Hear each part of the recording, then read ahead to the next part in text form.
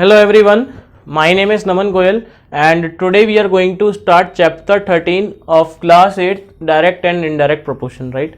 देखो previous lecture में हमने डायरेक्ट प्रोपोर्शन के बारे में समझा था।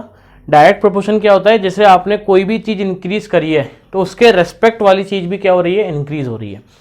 आज अपन पढ़ने वाले इनडायरेक्ट प्रोपोर्शन या फिर इनवर्स प्रोपोर्शन भी इसको बोला जाता है। देखो इनडायरेक्ट और इनवर्स प्रोपोर्शन का मतलब क्या होता है कि अगर मैं एक चीज़ को बढ़ा रहा हूँ तो दूसरा क्या हो रहा है, कम हो रहा है।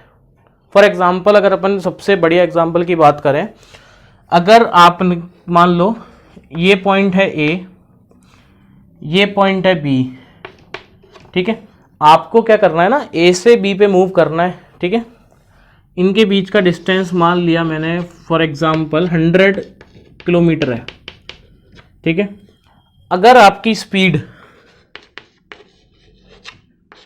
10 किलोमीटर पर आवर है तो आपको जो टाइम लगेगा वो 10 आवर्स लगेंगे।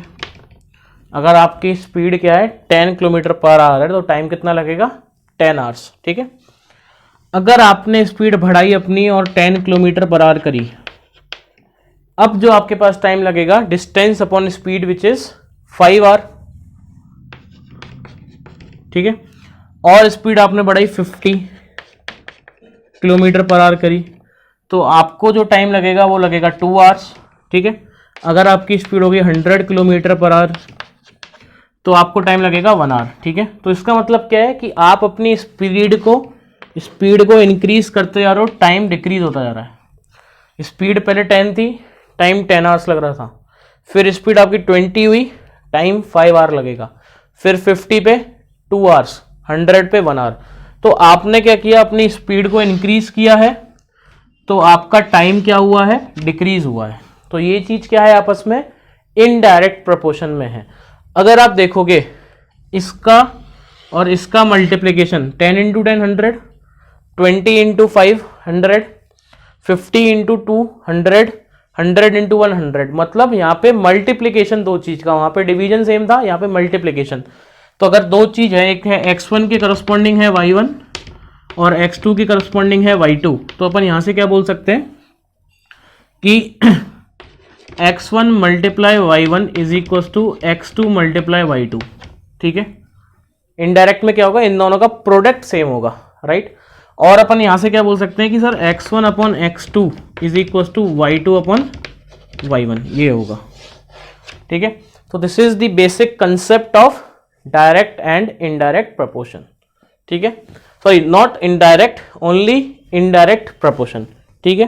अब अपन यहाँ पे कुछ एक एग्जांपल्स कर लेते हैं और हमें थोड़ा क्लियर हो जाएगा, ठीक है। तो क्वेश्चन लिखें,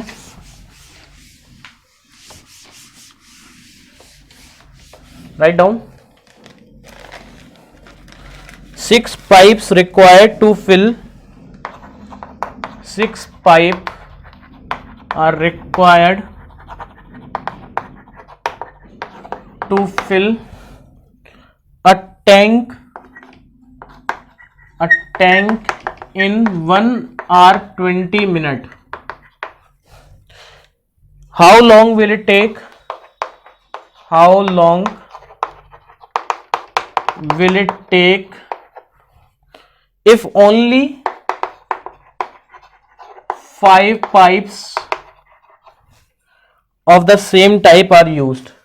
5 pipes of the same type are used. देखो क्वेश्चन पढ़ के सबसे पहले हमें ये चीज पता लगानी है कि ये डायरेक्ट से होगा या इनडायरेक्ट से होगा। तो वो चीज कैसे पता लगेगी, कॉमन सेंस से। देखो अगर आपके पास पाइप है 6 तो टाइम इतना लग रहा है, अब आपने पाइप कर दिए कम तो टाइम सिंपल सी बात है ज़्यादा लगेगा। अगर मेरे पास 6 पाइप थे किसी भी टैंक को भरने के लिए तो इतना टाइम लग रहा था, अब मैंने पाइप कम कर दिए तो पानी का फ्लो कम हो गया तो टाइम भरने में अब ज़्यादा लगेगा। तो क्वेश्चन इज फॉर इनडायरेक्ट, ठीक है। तो मैंने मान लिया कि let the time be x minute में ले लेते हैं ना, मिनट। सो इसका टाइम कितना है, 1 hour 20 मिनट को अपन लिख सकते हैं 80 मिनट्स, राइट। तो अंडर द सेम कंडीशन है तो 6 into 80 is equal to 5 into x. तो यहाँ से क्या होगा 6 multiplied by 80 is equal to 5 multiplied by x. तो x can be 6 into 80 upon 5, right. ठीक है, तो ये कितनी बार कैंसिल हो जाएगा 16 टाइम। ठीक है, अब हमें क्या कैलकुलेट करना है यहाँ पे 16 6 96, so x is 96, so it can be 96 minute. तो टाइम जो लगेगा वो आ जाएगा 1 hour 36 minute, 1 hour 36 minute. Time is 1 hour 36 minute लगेंगे उसको फिल करने के लिए, राइट। ठीक है, अगला क्वेश्चन करते हैं। Next question is write down.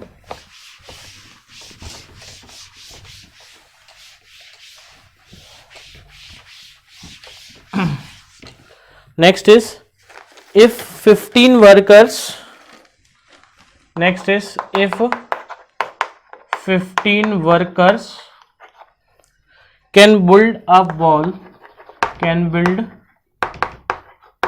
a wall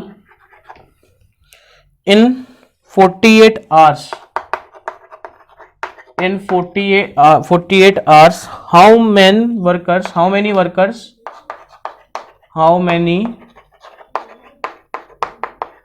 workers will be required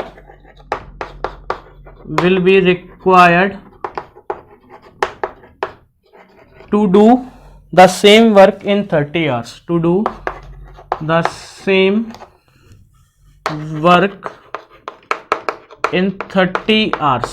ठीक है, ध्यान से सुनेंगे। देखो, आपको सबसे पहले ये पता लगाना है कि ये क्वेश्चन डायरेक्ट में है कि इनडायरेक्ट में है। ठीक है, तो देखो 15 वर्कर्स हैं, किसी वॉल को बिल्ड करने में 48 आवर्स लगते हैं। अब क्वेश्चन क्या कह रहा है कि how many workers will be required to do the same work in 30 hours. मतलब मैंने टाइम कम कर दिया, पहले मेरे पास कितने आवर्स थे 48 आवर्स थे, तो वो पूरा हो रहा था बाय 15 वर्कर्स। अब मेरे पास टाइम है 30 आवर्स, तो वर्कर्स की रिक्वायरमेंट ज़्यादा है। अगर मेरे को किसी काम को करने में 48 आवर्स लग रहे थे जब मेरे पास 15 वर्कर्स थे, अब मेरे को डेडलाइन है कि मेरे को 30 आवर्स में ही कंप्लीट करना है वो, तो सिंपल सी बात है, मेरे को वर्कर्स बढ़ाने पड़ेंगे तभी वो ऐसा हो सकता है। तो टाइम हुआ कम, requirement of workers will be increases. So the question is done with what, indirect और इनवर्स प्रोपोर्शन, राइट। सो मैंने मान लिया लेट नंबर ऑफ वर्कर्स, मैंने क्या मान लिया कि let numbers of workers is equal to workers be x. So 15 into 48 is equals to x into 30. So the value of x is what, 15 into 48 upon 30. So ये cut गया 2 times, ये cut गया 24 times. So x would be 24. So how many workers are required? 24 workers. 24 workers are required. समझ में आ गई बात, simple है। ठीक है, तो इसी के साथ हमारा ये चैप्टर फिनिश होता है। इस चैप्टर से रिलेटेड जितनी भी एक्सरसाइज हैं आप उनको कर सकते हैं, तो बिल्कुल करें। नेक्स्ट लेक्चर में अपन स्टार्ट करेंगे 14 चैप्टर। ठीक है, तो जब तक के लिए पढ़ते रहें, मिलते हैं नेक्स्ट लेक्चर में। Thank you so much.